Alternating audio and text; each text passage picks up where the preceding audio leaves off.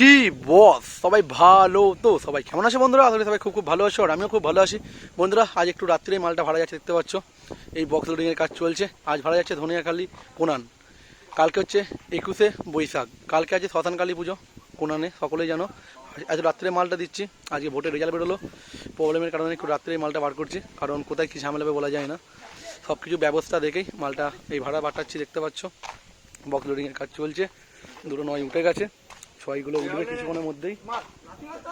আর বক্সটা ভাড়া করেছে আমারই অপারেটর রাহুল, জানো, ওদের ওখানে ভাড়া যাচ্ছে, দেখতে পাচ্ছ শিবা রাহুল আর একজন ওদের ওখানে আছে। আর বক্স লোডিংয়ের কাজ চলছে এই মুহূর্তে, দেখতে পাচ্ছ ঝড় কাজ করছে হু করে।